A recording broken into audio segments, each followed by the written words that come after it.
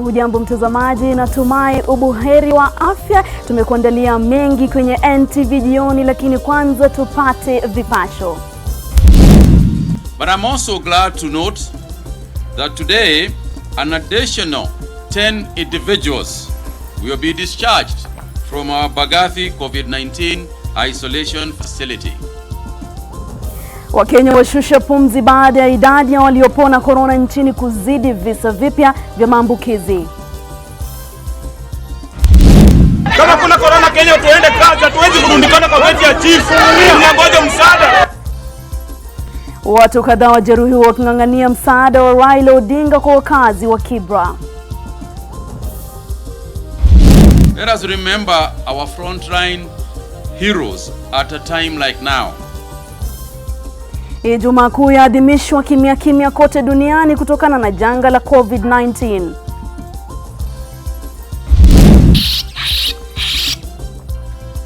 Masabit walalamikia kemikali ya kuangamiza nzige wakisema inaua ndege na kuathiri mazingira.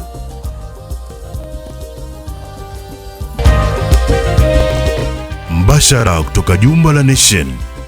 Hii ni NTV jioni na Nuru Abdulaziz. Karibu sana mtazamaji na shukran sana kwa kuchagua kuwa nasi. Mwenzangu wa ishara ni David Agondo. Mtazamaji, ulimwengu mzima bado unang'ang'ana kukabiliana na virusi vya corona. Na hapa nchini mtazamaji, kuna sheria ambazo zimewekwa ili kukupa namna ya kuangazia ni vipi utapunguza maambukizi ya virusi hivi. Katika gazeti rasmi la serikali mtazamaji, kuna sheria ambazo zimewekwa tu. Hapa leo NTV tutaangazia baadhi ya sheria hizo katika gazeti rasmi hiyo. Kumbuka kwamba ni baadhi tu ya mambo ambayo yanakuhusu wewe. Kwanza kabisa tunaangazia usafiri katika kaunti zilizoathirika. Hakuna usafiri wa mtu yeyote kutoka au kuingia katika kaunti hizo. Kumbuka kaunti hizo ni Mombasa, Kwale na Nairobi.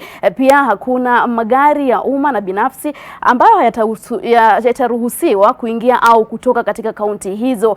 Pia usafiri wa umma na binafsi kutumika ndani ya mipaka ya kaunti husika tu. Kumbuka kwamba ni usafiri wa umma au binafsi utatumika katika kaunti hizo zilizoathirika. Pia mtazamaji, pikipiki itaruhusiwa tu kubeba abiria moja au mzigo, na baiskeli haifai kuwa na abiria, kwa hivyo ina maana ni dereva tu wa baiskeli. Na tuktuk inatarajiwa kubeba abiria moja au mzigo. Magari ya kibinafsi kutobeba zaidi ya 50% ya abiria wanaostahili. Tuseme kwa mfano ni gari dogo mtazamaji ambayo inatarajiwa kama kawaida inafaa kubeba abiria dereva na abiria wengine 4. Inatarajiwa kubeba tu dereva na abiria. Iwapo unachukua taxi italazimika tu uwe dereva na abiria mmoja. Na tukiangazia sheria ya uvaaji barakoa mtazamaji, wahudumu wa magari ya uchukuzi na abiria wanatarajiwa au wanastahili kuvaa barakoa, na madereva na abiria wa magari ya kibinafsi pia wanastahili kuvaa barakoa. Na barakoa zinafaa kufunika mdomo na pua. Kuna wengi ambao hawajajua jinsi ya kuvaa barakoa, wanafunika tu labda mdomo peke yake na kusahau pua pia inafaa kufunikwa. Na kila mtu anahitajika kutumia barakoa akiwa nje. Kwa hivyo ukiwa pale nje, kumbuka kwamba kuna faini ambayo utatozwa iwapo hautakuwa umevaa barakoa au kufuata sheria hizi, ambayo ni faini ya shilingi 20,000 au kufungwa jela kwa miezi 6 au zote kwa pamoja iwapo hautafuata maagizo haya ya serikali. Mtazamaji, kumbuka kwamba maagizo haya pia kufikia sasa yanaonekana kuzaa matunda, haswa tukiangazia taarifa hii ambayo naanza na taarifa zetu za NTV jioni. Serikali inawaonya Wakenya dhidi ya kutumia pesa taslim kwa kuwa zinaweza zikasambaza virusi vya corona. Kwa mara ya kwanza idadi ya waliopona corona imezidi ile ya maambukizi mapya, ambapo serikali imetangaza kesi 5 za maambukizi mapya na watu 10 waliopona. Sharon Baranga na taarifa hiyo. Kila anapojitokeza mbele ya wanahabari kutangaza hali ya maambukizi ya COVID-19 nchini, wengi huwa na wasiwasi na hofu. Lakini tangazo la leo, licha ya kuwa na visa vipya vya maambukizi, lilikuwa na habari ya kutia moyo. Watu waliopona leo walizidi walioambukizwa. 10 individuals will be discharged from our Bagathi COVID-19 isolation facility. And this is good news indeed. It is a Good Friday. For the first time in a day, we released more people than we took in. Maambukizi ya korona yamevuruga muro ya maisha na sasa serikali inasisitiza watu kuacha kutumia pesa taslimu kama njia ya kuepuka virusi. Despite mobile money operators facilitating the ease of doing e-transactions, we have noted with concern that people continue to disregard this advice.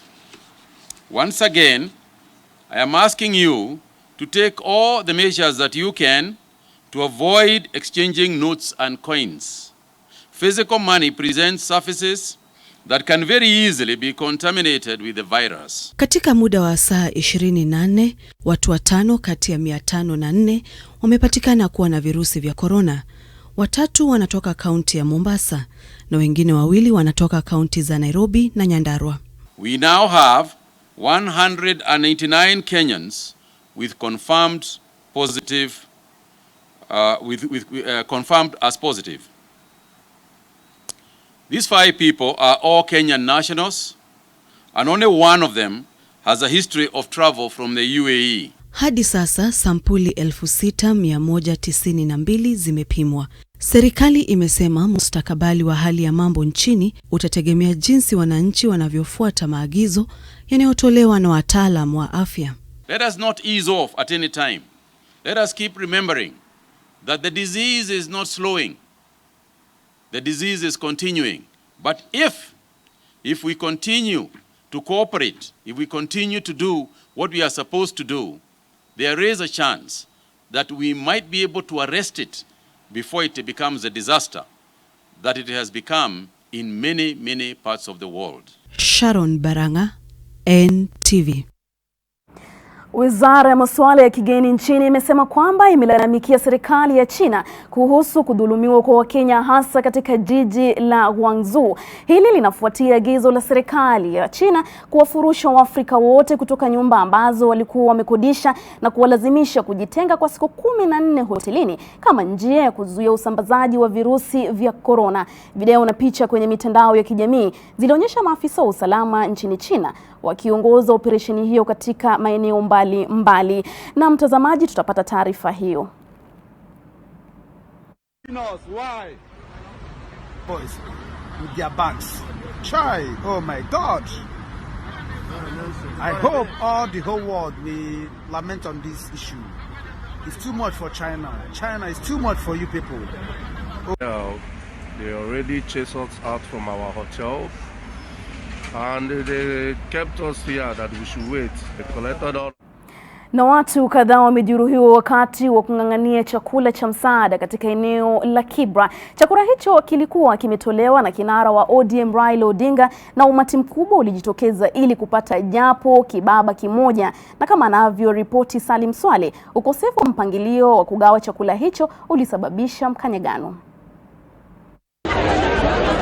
Walifika kwa makumi na hata mamia, wakubwa kwa wadogo, kila mtu akiwa na imani kwamba atapata japo kibaba cha kumsitiri katika kipindi hiki kigumu cha corona, ambapo watu wengi wanalazimika kukaa nyumbani ili kudhibiti maambukizi. Hata hivyo, chakula kilichotolewa kama msaada hapa Kibra na kinara wa ODM Raila Odinga kiligeuka na kuwa karaha. Umati mkubwa uliokuwa umesubiri kwa muda mrefu nje ya afisi hizi za chifu uliishiwa na subira na kilichofuatia, kila mmoja akijaribu kupata japo chochote. Baadhi walizidiwa na maarifa na wengine wakalemewa na msukumano huo kiasi cha kuzimia. Ambulensi ikafika mara moja na kuwachukua majeruhi na kuwapeleka hospitalini. Kama kuna corona Kenya tuende kazi, hatuwezi kurundikana kwa beti ya chief. Tunangoja msaada. Na ilani hakuna hiyo msaada tunapata. Kama hakuna kazi, sisi tunaishi kwa manyumba. Kama hakuna corona Kenya, serikali tuachie sisi tuende makazi zetu. Twende vibarua, tufanye vibarua, tupate vile tutakula. Na chakula inakuja hapa watu wakati. Sisi wengine tupewe hata kadi. Hata wenye wanapata chakula. Alafu wanagawa usiku gani yeye wanagawanga? Usiku, si ndio? Ati saa 8 kama una kadi nyingi hapa. Wataalamu wa afya wanasema mazingira kama haya ni hatari mno na yanaweza kuwa sababu ya kuenea zaidi maambukizi ya virusi vya corona. Wahisani na viongozi wameshauriwa kupitisha misaada yao kwa kamati ya dharura iliyotolewa na Rais Uhuru Kenyatta ili kurahisisha usambazaji wa misaada kwa njia salama. Nchini Uganda, Rais Yoweri Museveni amepiga marufuku wanasiasa kupeleka misaada kwa wananchi, hasa katika kipindi hiki cha janga la corona. When you try to distribute food or money in such a situation, people gather around you. Many people can be infected in that process. You would therefore have caused the sickness or death of those people. Anybody involved in that effort would be arrested and charged with attempted murder. Hapana shaka kuwa taswira hiyo ni ujumbe kwa serikali kuwa mpangilio wowote wa siku za usoni wa kusambaza chakula kwa wananchi kutokana na sababu zozote zile za kuwazuia kutoka nje utahitaji makini na strategia ya hali ya juu ili kuepuka picha kama hizi. Salim Saleh, NTV, Nairobi. Mbali na hayo, kwa mara ya kwanza kabisa katika historia ya miaka zaidi ya 2000 ya Ukristo, maadhimisho ya Pasaka yatafanywa kimya kimya bila ibada au sherehe za kawaida. Mabilioni ya Wakristo kote duniani wanaadhimisha Pasaka katika taswira ya kipekee na isiyo ya kawaida, huku ibada za wiki takatifu zikizingatiwa kwenye mitandao badala ya misa makanisani. Hususan leo ni Ijumaa Kuu, siku ambayo kawaida huadhimishwa kwa njia ya msalaba kama ukumbusho wa mateso na kifo cha Yesu Kristo. Lakini ibada kote duniani zilifanywa mitandaoni kukabili janga la corona. Hapana shaka Pasaka ndio msimu mkuu wa Ukristo, lakini mamilioni ya Wakristo wanaadhimisha kando mbali na makanisa. Jumapili ya Matawi huashiria mwanzo wa wiki takatifu katika dini ya Kikristo, huku kilele kikiwa siku kuu ya Pasaka Jumapili. Hapa Kenya makanisa yamekuwa mahame. Serikali ilitangaza masharti kadhaa kuzuia utangamano wa watu, hasa wakati huu ambao ni maarufu kwa wasafiri wakienda likizo na burudani. Hii ndio wiki muhimu zaidi kwa Wakristo, ila itakumbukwa kama iliyosheheni ugumu zaidi katika historia.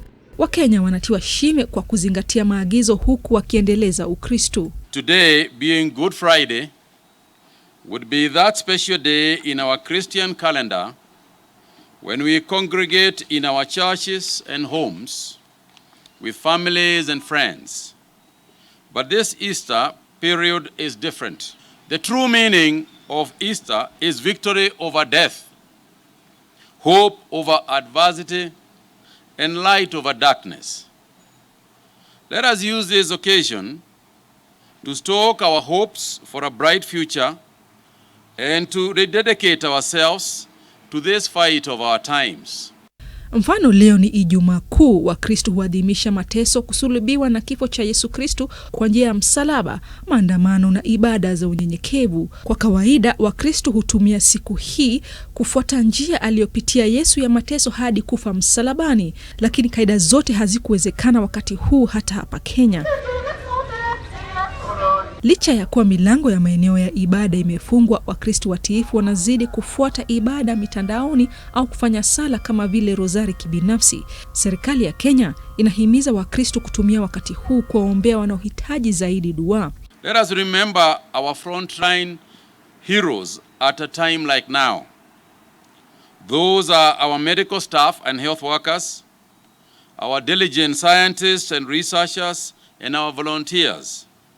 Let us pray for our nation so that we may get it right and put all this behind us. Papa Francis ataongoza ibada za kipindi cha Pasaka katika St. Peter's Basilica jijini Roma bila halaiki ya waumini ilivyo desturi. Papa aliongoza ibada ya Alhamisi Takatifu ambayo huhusisha ukumbusho wa namna Kristo alijihusisha kiasi cha kuwasafisha miguu wafuasi wake kwa kuwakumbusha Wakatoliki haja ya upendo baina ya wanadamu. Lakini kaida ya kusafisha watu miguu haikufanywa kutokana na hatari ya homa ya COVID-19, ila Papa aliombea wahudumu wa afya na mapadri wanaoathiriwa na corona. Tamasha za maadhimisho ya Ijumaa Kuu yaliyozoeleka nchini Ufilipino hayakufanywa mwaka huu kuzuia kusambaa kwa virusi vya corona. Rozongoi, NTV. Na tukielekea kaunti ya Bungoma ni kwamba serikali ya kaunti hiyo imejipata matatani kwa kudaiwa kununua kibuyu cha lita 20 kwa gharama ya shilingi 10,000 kwa kila kibuyu katika harakati zake za kukabiliana na virusi vya korona katika kaunti hiyo. Wawakilishi wa wadi katika bunge la kaunti ya Bungoma wanakashifu maafisa wa wizara ya afya ya kaunti hiyo kwa ubadhirifu wa shilingi milioni 6.9 zilizotengewa shughuli za kukabiliana na korona Bungoma. Today, we mark our 30th day of collaborative concerted efforts between the national government and many actors to stop the spread of the virus. Lakini serikali ya Bungoma inaonekana kujifaidi kutokana na ushirikiano huo. Madiwani katika bunge la Bungoma wakiongozwa na mwenyekiti wa kamati ya afya George Makari wanalaumu serikali ya kaunti hiyo kwa kile wanachodai ni kufuja shilingi milioni 6.9. Bunge hilo linadai kuwa serikali ya gavana Wycliffe Wangamati imenunua kibuyu cha lita 20 kwa shilingi 10,000 kwa kila kibuyu kutumika katika shughuli za kunawa mikono. Wanadai kuwa Karo Buyela ambaye ni mkurugenzi wa mipango maalum wa kaunti hiyo alifanikisha ununuzi wa vibuyu hivyo 600 kwa kukiuka sheria. We are seeing the deep state here in Bungoma working.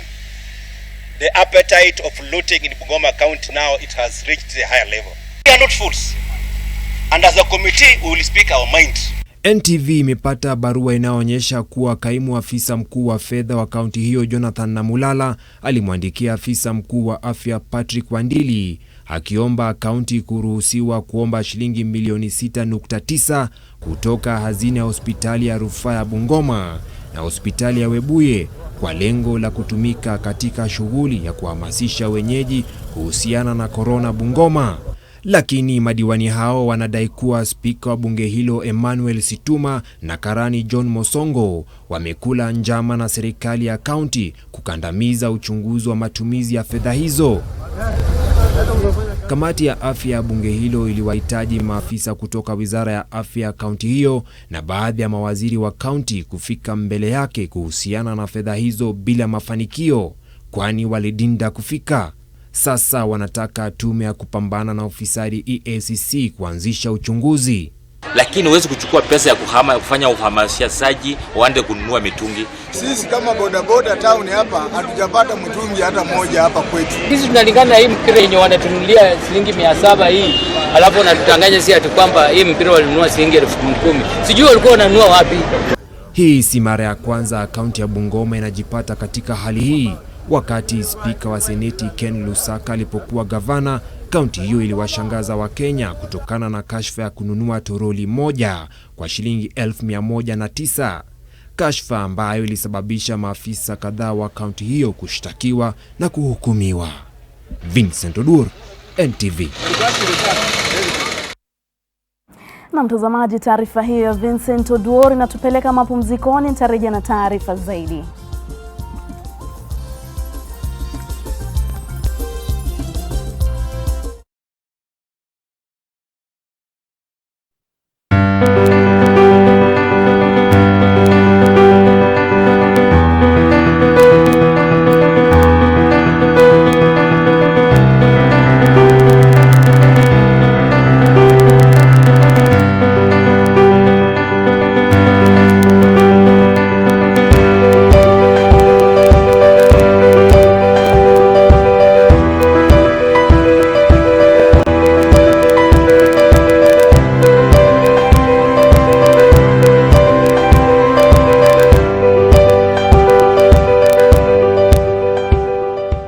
Niaje wa Kenya. Hii ni public service announcement kuhusu coronavirus. The Ministry of Health advises all returnees from abroad to self-quarantine for at least 14 days, whether they feel well or unwell. Wash your hands regularly following the 8 steps of hand washing. Wet hands with warm water. Apply a small amount of soap. Rub palms together. Rub fingers and thumbs and the beads in between. Rub nails on palms. Rub the back of each hand. Rinse with clean running water and dry thoroughly with a clean, dry towel. Furthermore, it is advisable to cover your mouth and nose adequately when sneezing or coughing and immediately dispose of the tissue in a dustbin. Please do not use handkerchiefs if you can avoid it. If disposable tissue is unavailable, cough into your elbow. Try and avoid close contact with anyone showing signs of respiratory illness, such as coughing or sneezing. Before you share any coronavirus information on social media, please verify it with Ministry of Health to avoid panic and alarm among your fellow Kenyans. Je, maumivu ya kichwa na kukosesha amani? Kaluma Strong hutuliza maumivu ya kichwa, maumivu ya mwili na hata huondoa joto jingi mwilini. Kaluma Strong ina aspirin kama kiungo. Maumivu yakizidi, muone daktari. Shika storo kibao na 200% storo bonus. Piga simu zaidi, tuma SMS au nunua bundles ufikishe target yako leo. Pata 50% extra airtime unapo top up na kupiga *544*2* amount hash. Sensitivity is a short, sharp pain that people experience when they have something hot or cold getting to the nerve of the tooth, causing that discomfort. If the sensitivity is left alone, it may get worse. Dentists recommend Sensodyne to their patients. It's able to get inside the tooth and calm the nerve of the tooth down, and the proof's in the results. It works. This is Mo Spice. Entertainment. Let's talk. More music. Hey yo, wagwan my jam down family mazee. I miss you so much. Hope you're keeping safe. Hope you're sanitizing mazee. Nikona good news. This coming Saturday will be live from Facebook and Instagram, and of course your favorite TV, NTV, reggae, roots and dancehall music, alongside my co-host Miss Katiwa herself. We'll be giving you a great show, a double threat show, you know, a triple threat show, everything that you man kitu yote unaweza imagine. The only thing that you need to do is stay tuned and make sure you follow our pages from 10 p.m. up until midnight. Peace out. Experience the convenience of owning your property at the comfort of your phone. Download My Optiven app on Google Play Store or App Store. Call 0740 400 400. Optiven, the pace setters in real estate. Simple and convenient.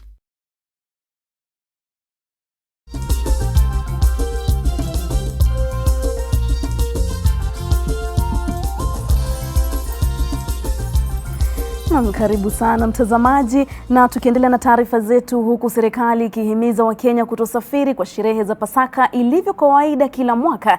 Takriban madereva 1000 waliojaribu kutoka au kuingia jijini Nairobi walizuiliwa katika vizuizi mbalimbali vya polisi barabarani, na kama mwanahabari wetu Seth Olale anavyotueleza, wengi wa madereva hao walidai kwamba walihitaji kusafiri kwa ajili ya mahitaji ya huduma za afya. Ni anga ya jiji la Nairobi Alhamisi usiku. Mwezi mkamilifu ulikuwa umechomoza kuangaza jiji tupu.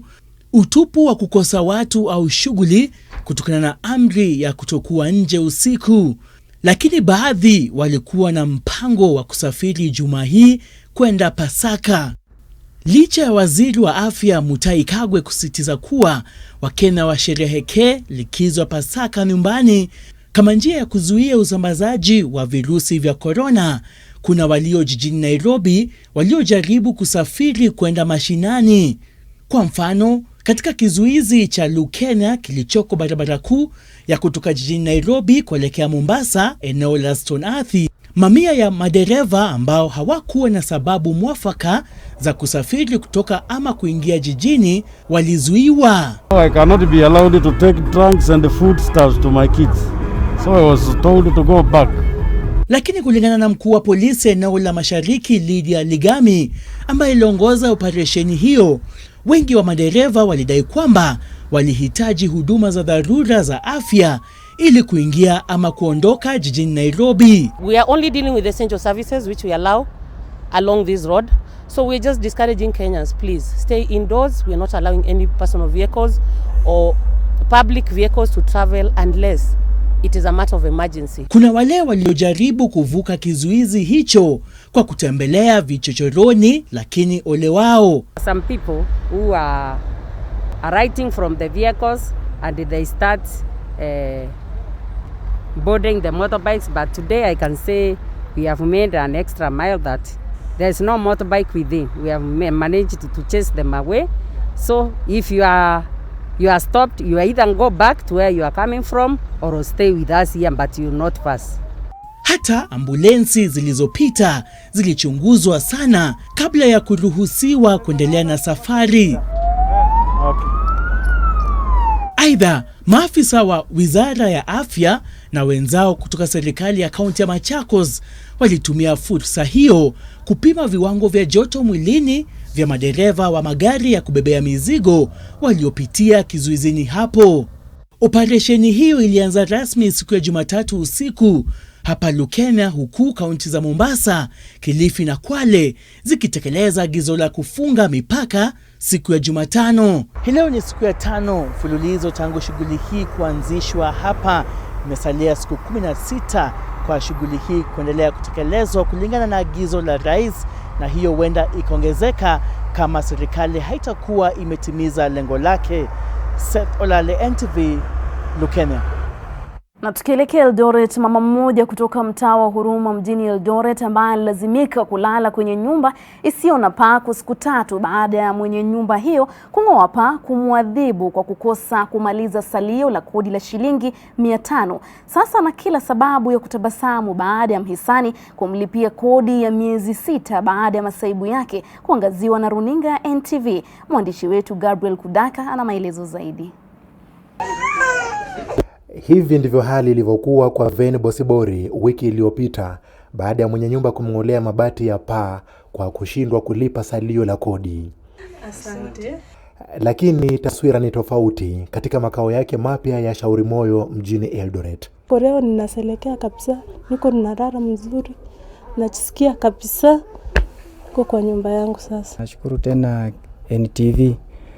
Mungu awabariki na wabariki sana, na ndugu yetu anaitwa Jumba kutuhurumia mpaka akatuhamisha mahali ambapo tulikuwa, akatuleta kwa makao mazuri. Mhisani huyo aliwaomba Wakenya kutumia kipindi hiki cha Pasaka kuwajali wasiojiweza. Bible requires us to be a brother's keeper. We need to help one another. Huku wengine wakiamua kung'oa mabati kwa nyumba zao ili kufukuza wateja wasioweza kulipa kodi, baadhi ya wenye nyumba wameamua kuwapunguzia wateja wao kodi kutokana na hali ngumu ya maisha inayosababishwa na mkurupuko wa virusi vya ugonjwa wa corona.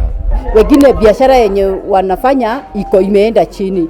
Wengine kazi yenye wanafanya hata hawaendi. Wengi wetu hawaendi.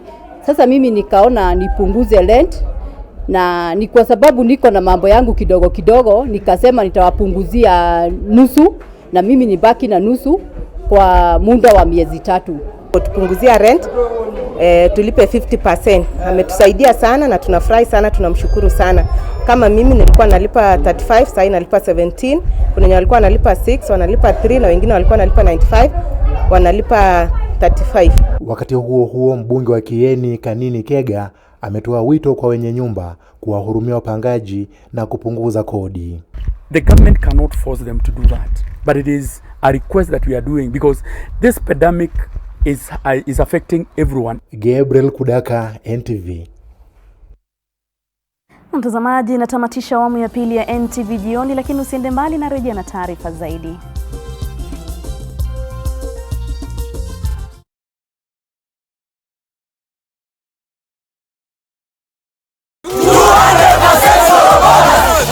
Shika storo kibao na 200% storo bonus. Piga simu zaidi, tuma SMS au nunua bundles ufikishe target yako leo. Pata 50% extra airtime unapo top up na kupiga *544*2* amount hash.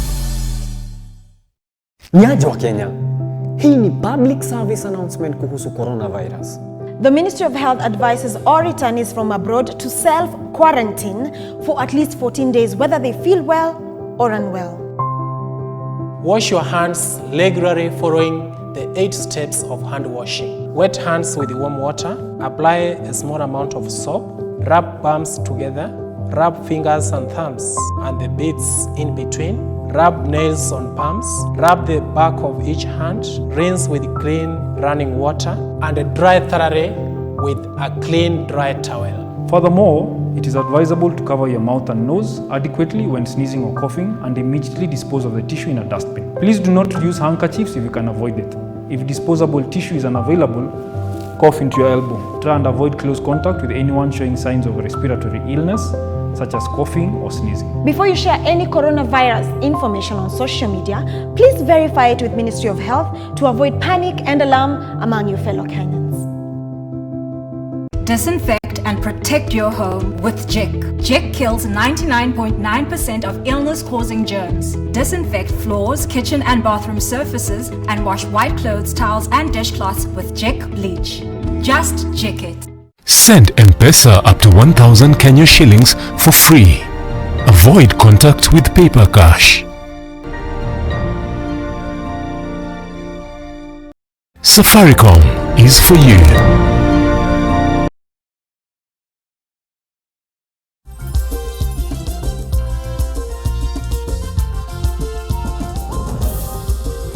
Shukrani sana kwa kuendelea kuwa nasi. Kemikali ya kuangamiza nzige wa jangwani huenda ikaangamiza ndege wengi maeneo ya Laisamis na Hor Kaskazini katika kaunti ya Marsabit. Hofu hiyo inatokana na kupuuzwa kwa tahadhari kuhusu kiwango cha matumizi ya kemikali.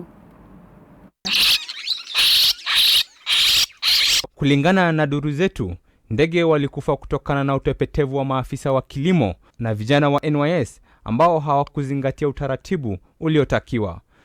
For these birds, what you are saying, maybe we'll find out. Probably overdosage, I don't know.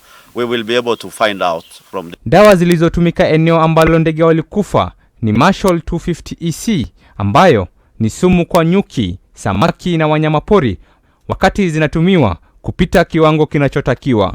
Vifo vya ndege sasa vimeibua maswala chungu nzima iwapo Wizara ya Kilimo na mashirika husika ya kiserikali yalitathmini athari za kemikali ipasavyo kabla ya kuruhusu matumizi yake. But as far as the national government Department of Agriculture is concerned, they assured the nation that the chemical they were spraying is safe for both livestock and human beings. If there is anything to suspect, like what you are insinuating, then we'll be able to take up with the relevant authorities so that they'll be able to establish really what is the cause. But I can assure you our government has done everything it takes so that it is not endangering the lives of its citizens. Juhudi zetu za kutaka maelezo zaidi kutoka wahusika ziliambulia patupu.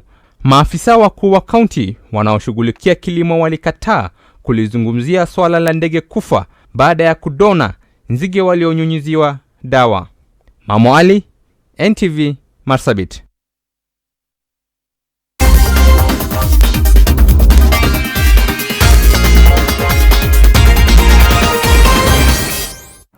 Karibu kwenye taarifa za spoti. Mwanariadha mkongwe Tegla Lorupe ambaye sasa ni balozi wa spoti katika Umoja wa Mataifa na pia mkuu wa ujumbe wa timu ya Olimpiki ya wakimbizi amewarai magwiji wa spoti nchini kuwa imara na kuhesabika katika vita dhidi ya janga la homa ya corona. Lorupe anasema kwamba amefurahishwa na mikakati iliyowekwa na serikali kudhibiti homa ya corona. Amewaomba wanariadha kutumia umaarufu na ushawishi wao kwa jamii kuhamasisha Wakenya kuhusu haja ya kudumisha umbali katika utangamano na umuhimu wa kunawa mikono mara kwa mara.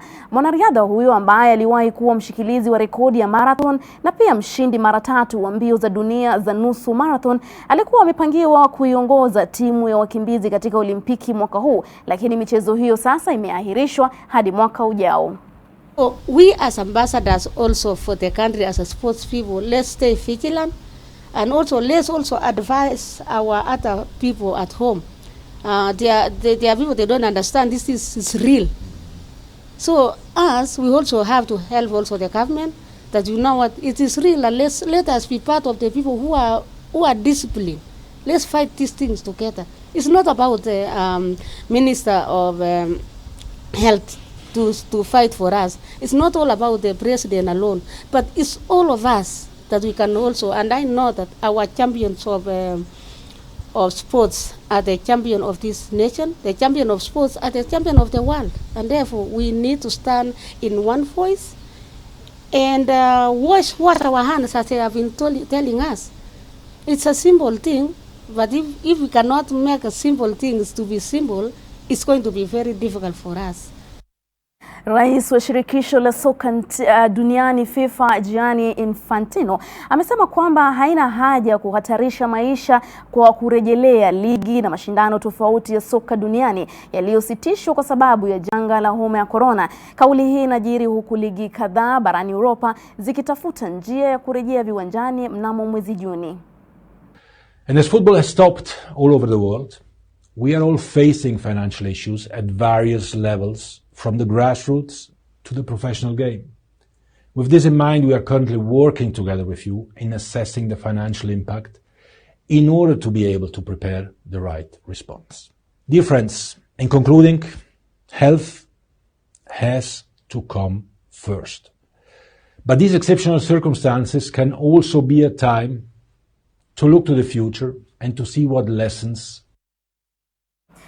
Na mtazamaji, na taarifa hiyo inatamatishia NTV Jioni. Shukran nyote kwa mliojumuika na wote waliofanikisha taarifa hizi za NTV Jioni.